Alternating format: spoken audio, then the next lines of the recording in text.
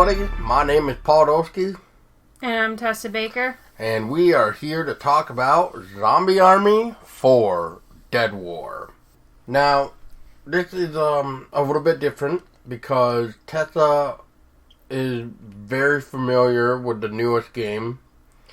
She played a little bit of the originals of the, what we would call the Zombie Army trilogy.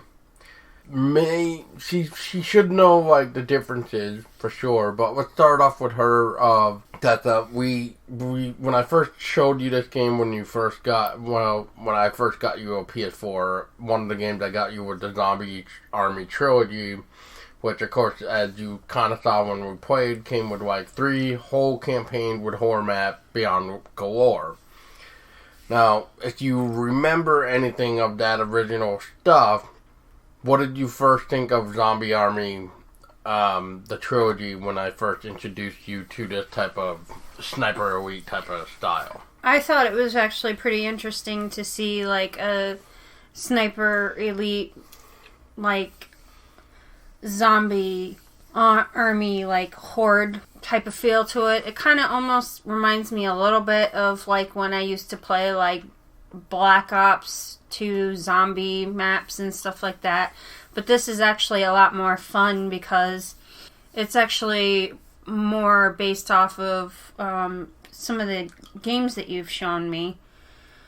It just has an undead feel to it, which makes it more fun because it's kind of, what's the word I'm looking for? Refreshing? Yeah, it's refreshing in a way because it's not just like horde mode. You can do an actual campaign where you're fighting the undead, and it's just not wave by wave by wave. Yeah, it's not wave by wave, but I do enjoy, horde mode and killing zombies that way, but I just thought it was really neat how they incorporated a campaign where you deal with the undead.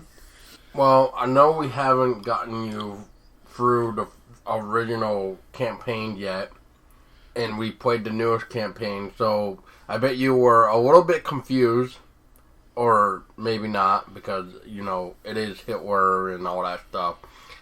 But I would like to go back and play the original. The original and play through the whole campaign on that one, just so I can kind of see how the events played out and line up to where we to coincide to where we are in the newest Zombie Army 4 Dead War. What do you recognize that is different than the originals from like the latest one? Well, it's really kind of hard to say because I haven't played through all the way yet, but I have noticed that there are different zombie horde maps and new locations and things like that. I did notice that you can still use your guns, like your favorite guns that we used in like Zombie Army Trilogy. Like, I like to use the German sniper rifle, and you like to use a different one. The M1, yeah. Yeah, the M1. So I did like the fact that you could use your guns that you used in the original Zombie Army Trilogy. So that was refreshing because then I didn't have to really adjust to a new gun. I could use the gun that I was used to, so it made it easier to kind of be familiar with the controls and the weapon mechanics, etc. Now that we're on the horde map idea, how do you like the idea that in this new one, Zombie Army 4 Dead War, it starts you off with a pistol and you need to basically find your gun with your upgrade or whatever upgrade they throw at you. But it is technically your gun still, but versus, if you remember, with the original Horde, you automatically start with like a sniper rifle and shotgun and stuff like that.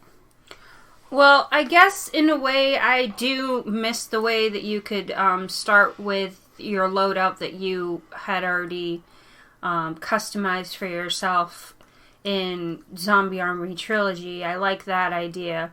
Going into Zombie Army 4, going in with a pistol and then having to hunt down your sniper rifle or your secondary, or wait for it to do like an ammo drop and drop it, you know. I guess it makes it a little bit more of a challenge, I guess, than starting off with your customized loadout from the get-go. Well, so in the original, when you have what we're gonna say the customized loadout, the difference also with the original Zombie Army is that we do not have any of the new stuff that we get with Zombie Army 4. And what I mean by that is, like, now with GA4, we can get weapon attachments. So, like, our guns can be incendiary, explosive, or static. We don't have that type of build for our weapons in the originals at all. So, you basically just have your shotgun as your shotgun. I do like that idea, though. I do like the elemental, we'll just call it the elemental weapon attachments. I thought those were pretty neat. Yeah. Just like, I like the idea that if you use your grenade, traps, etc., you also unlock the ability for item mods, where you can actually choose between option A or B, where, like, what that, like, one example I can do. Oh, like, if I were to throw a frag, I actually have a chance of not only letting that explode, but when it explodes, it turns into 3 more additional frags to try to get more. So it's like, so when you throw one grenade out, you're technically throwing 4 out. And I can give an example as well. If you toss, like, the divine grenade in, like, as if it were, like, for an A mod, you would do damage to the zombies and heal yourself. If you went with the B mod, then when you would throw the divine grenade, you could not only heal yourself and do damage to the zombies, but you could also heal your partner if they're close enough to you and within the range. Or like what you do sometimes when we were playing, where I have the ability, when I have a med kit on me, to revive myself if I go down, versus if you were to use your med kit, I could heal not only myself, but you. If I was close enough If you were close enough to me, yes. Yep. It doesn't heal me all the way like it does with you. But it gives me... Gives you three quarters of your health back. Yeah, about 25% then, I would say. And also, like, when Paul's talking about, like, your weapon attachments and stuff, when you're upgrading your guns, you also can make them have, like, incendiary or a damage mod or a divine bullets or something like that. Right. Which I thought was also kind of really neat because with the, like, you can also have abilities where, like, if you're using, like, a divine attachment on your weapon or divine abilities on your gun, you could also heal your partner with those bullets. They wouldn't hurt them, they would heal them. Whereas they would obviously do damage to the undead. Because they're, I guess, for lack of better wording, blessed. Yep. So I thought that was kind of neat. So we played the campaign and all the Horde maps, including that new DLC that you got us because I guess you wanted to play it or something. Like, yeah, something Terror Lab. Yep. Now, well, first of all, what did you think of this campaign? I know, like we just mentioned earlier, like, I don't know, maybe 5 or so minutes ago, we were talking about having to go back to revisit it so you can at least see what's going on in the campaign to get you caught up with everything what's going on. But from what you saw of this new one, How did you like... I actually really enjoyed the campaign for this one. It was actually a lot of fun. We both had a lot of fun with it. There were like certain points where we would get a little frustrated because of like the enemies or like the specific enemy, because there's so many different types of undead in this game. Like you've got blind screamers, you've got like the normal like undead, you've got rocket snipers, you've got regular sniper zombies. You got a heavy machine gunner, you got a butcher, you got a flamer. Yeah, and if you're not, like, for example, like, if you're not standing in the right area in a horde map and you get yourself backed up into a corner with any of these heavies, as we call them, which is like the heavy machine gunner, the flamer, the butcher, and you get backed up into a corner, you're essentially screwed. And we do have officers. Just wanted to throw that out. Oh, there. yes. And the officers are also fun, too, because they can control the undead. They can also summon them. And I guess my least favorite officer, which one I would get most annoyed with, would be the suicide summoning officer, which would summon the suicide bombers, zombies, and they would essentially blow you up if you didn't blow them up first. Basically. And it would get really annoying if you had more than one suicide officer out on the field. Like that one map that we did that wasn't a horde map, it was during the campaign where we were up in the graveyard and there was like 3 different suicide officers summoning zombie suiciders. That was annoying. But we got through it. But it took a couple of tries, but it was just really, like, tedious. Yeah. So, besides the German sniper that we already know you enjoy to use, what other weapon have you found that you liked? What was it, the M911 handgun? Or M1911, yeah, M1911 handgun. I actually like it. Paul actually prefers the Webley. And he likes his M1 sniper rifle. Whereas I like my German GER 43 or whatever it's called. I think it's GER 43. Well, correction. I like my M1 semi-auto, but the semi-auto of the M1 is a DLC, which I have to, I guess, get eventually, but yeah. My other favorite besides the Webley, the Webley has always been a favorite of mine since Sniper Elite V2, and otherwise I like the Silent Pistol one, even though that thing can get you killed when you're really trying to be stealthy. And you're trying to play on, like, Sniper Elite difficulty. So, you gotta, like, really pray that bullet just hits him in the head and not his helmet. And if it hits somebody in the helmet, you better hope that the next shot connects to the head. Otherwise, Webley is the way to go, just because 6 bullets, it's revolver, so, yeah, perfect. Anyway, yeah, I didn't mind this campaign since I'm fully aware of the story of what's going on. I was curious to see how Hitler was coming back, because considering how, the original campaign story ended, it was curious. But I don't want to get into too much info of how Hitler returns, because that basically would be a spoiler. A big one. But I think they succeeded with it. It was It was good the way that it was well done the way that they did it.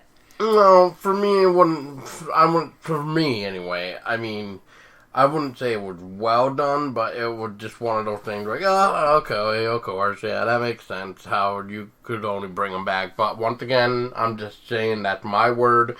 Tessa's not fully aware of what really went down in the final stand between us and Hitler last time, so that's all I'm gonna say. Well, then that just means we just have to play it and... Right. And I'm not trying to say, like, I hope you didn't just not enjoy it. But I just feel, because I know the story, it's just one of those things like, yeah, I guess that's the only way, haha, okay, whatever. I was a little bit disappointed with a little bit of Hitler stuff, a little bit this time around, because I just didn't feel there wasn't much of them, is all I'm going to say. Anyway, on to the other thing that you and I were kind of looking forward to, real quick. So, it's the zombie great white shark. Ah, yes, the shark. We were curious of this thing, especially with the trailers. It looked like there was a great white shark that was in a town on the road trying to bite off our protagonist, like hand or head or something. And then we finally get it, and we see that the only time we really get to see the shark really in action is by the cutscenes. Where it's released into the water, and we don't really get to interact with it. Or it doesn't really give us a chance to mess with it. Yeah, we don't really get to mess with it. Most of the time when we've seen the shark, it's basically when it's a part of like a zombie trap, which we'd have to like trigger it to get it to do something to take out the zombies. It was never like, we never got a chance to like face off against it like we thought we were going to, or at least like see more of what we saw of it. Yeah, like there's a couple things that we saw that actually show us the shark in action, and what I mean action is like in the water, like swimming around or whatever. But other than that, it doesn't really bother us. Yeah, it's just there for the scare, I guess. I don't know. Anyway, that one I thought was a big disappointment. Yeah, I was disappointed with that as well, because we were both looking forward to more of a interaction with it. Yeah. Which is the next thing I wanted to bring up of why I mentioned the shark here as well. So, Tessa did buy us the first DLC mission called Terror Lab. So we kind of got the first part of what's going on after this campaign. And all I'm going to say about this, between the DLC map and the Great White, is I hope somewhere in this new campaign we can maybe face off a Great White, not just be in a trap form.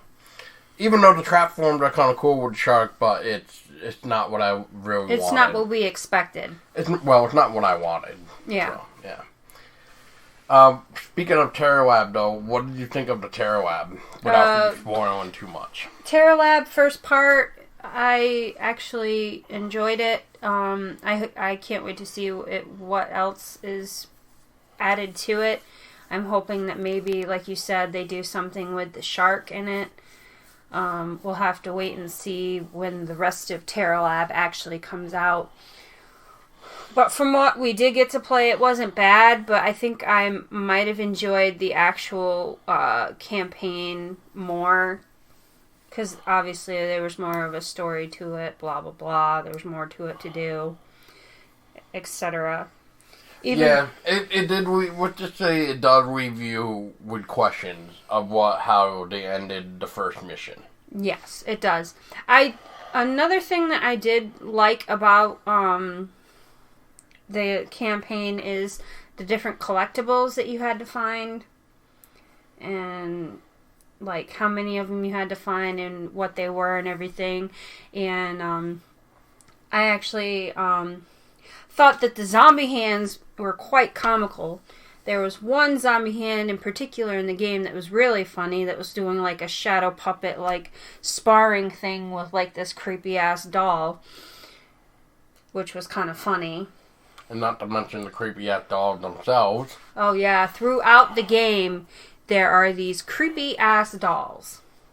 And every time you encounter one, even if you've encountered the same one before, they change. So every time you play, they like change. They're not always the same position. And they do different things throughout the campaign too, as well. Like, one example is we saw one where the doll was holding a bloody knife, and then next thing you know, holding the other doll's head. Or, like, Paul went into this house, and there was, like, 4 of them lined up against the wall with "run" written over the dolls' heads, and then there was, like, this giant doll laying in the bed in that same room. And the dolls would, go after you, right? No, that wasn't part of that room. But, yeah, that room was where I walked in, and there's 4 dolls on the ground just staring at me.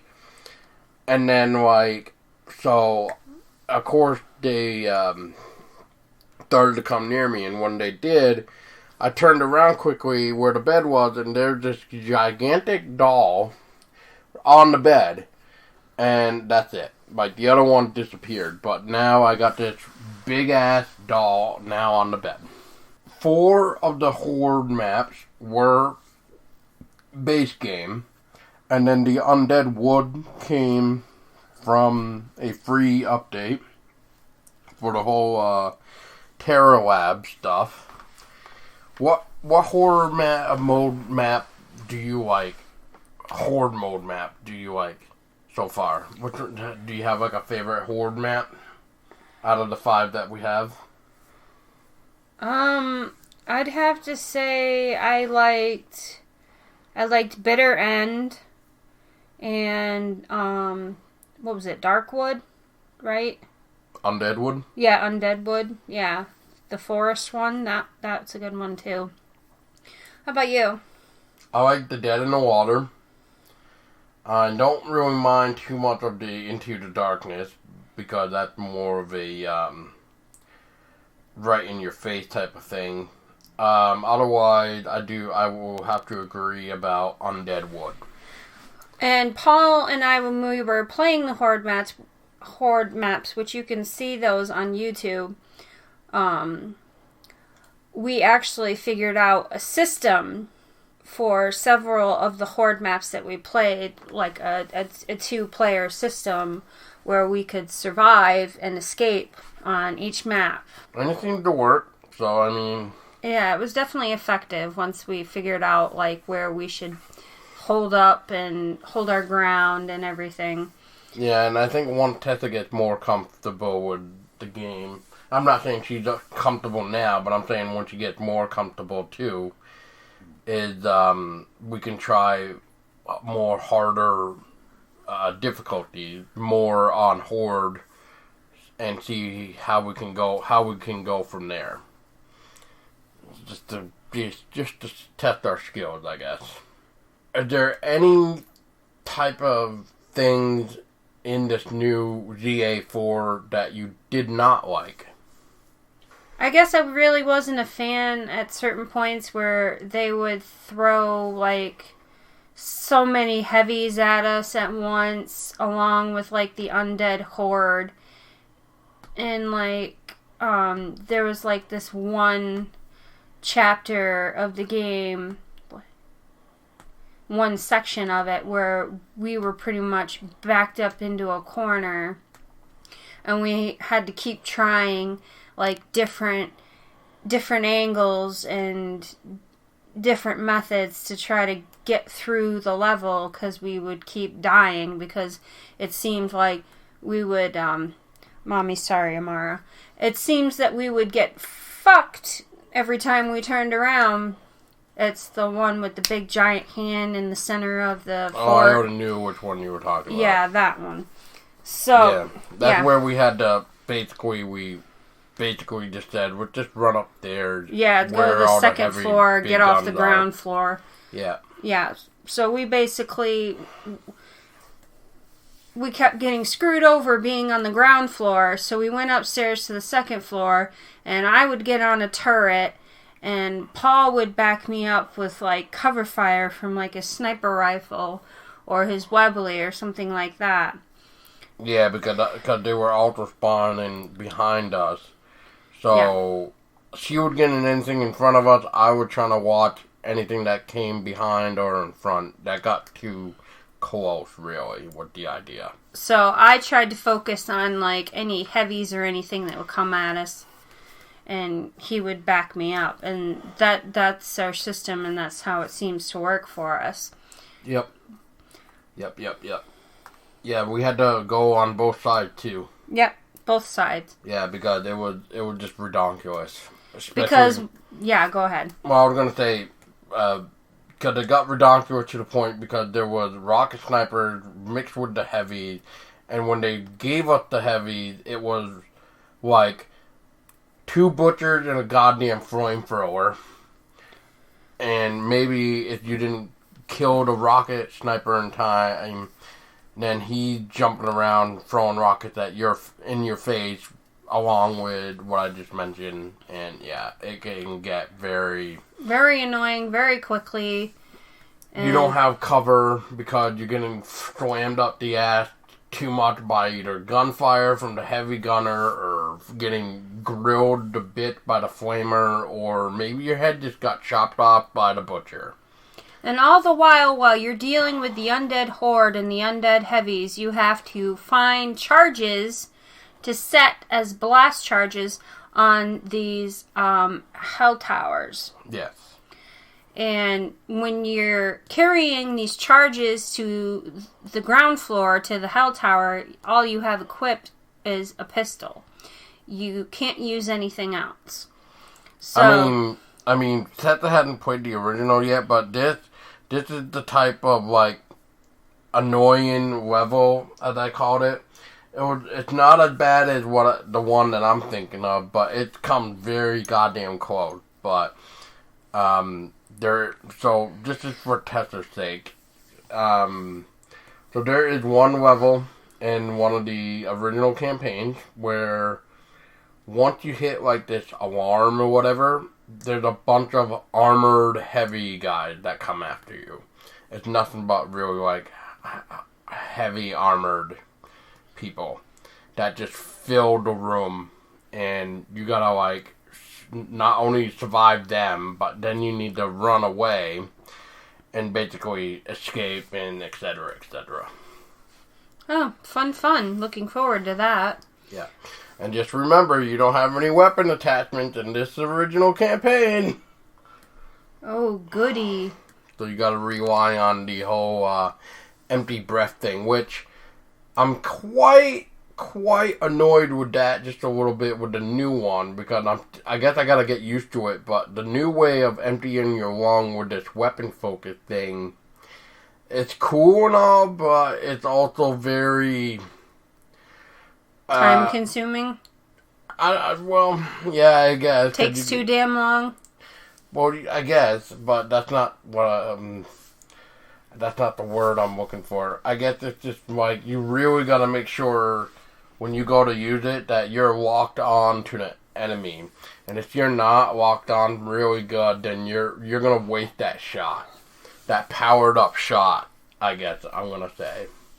And if you get slammed around because nobody's covering you, or these fucking random zombies just came out of nowhere and just start attacking you, biting your ass and ankles, and you miss that shot, you kind of get pissed because it's just like, wow, now I gotta kill all these zombies again just to fill it and maybe hope I get the hit on the next one.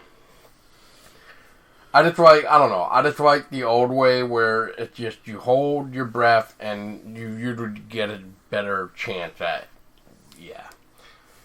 You'll see what I mean when we go back to actually play. Yeah, well, I do remember like emptying your lung in the original. Right, but we didn't have to worry about the walk-in box. That's like. Yeah, but I also remember when we played Sniper Elite, like, the empty lung on that one, too. Mm-hmm. And I didn't do too bad on that one.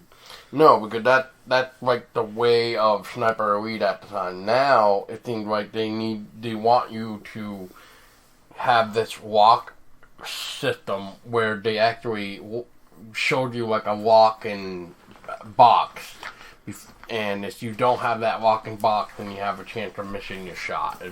Is basically what I'm trying to say. Mm-hmm. That's the difference, I know. That's why I say it's frustrating when you get all the way up to that weapon focus, and then if you miss that shot, now you gotta kill the X amount just to re-get it back and hope that you don't waste that shot.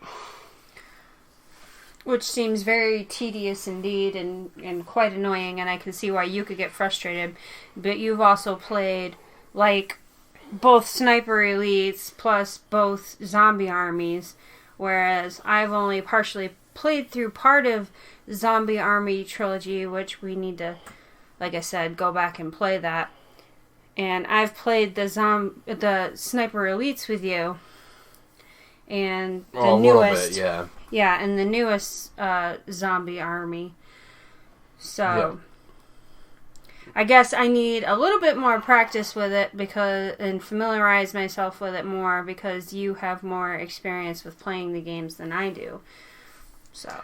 Well, right, because like I said, Sniper Elite V2 was where it was at for me, and that was a fun game.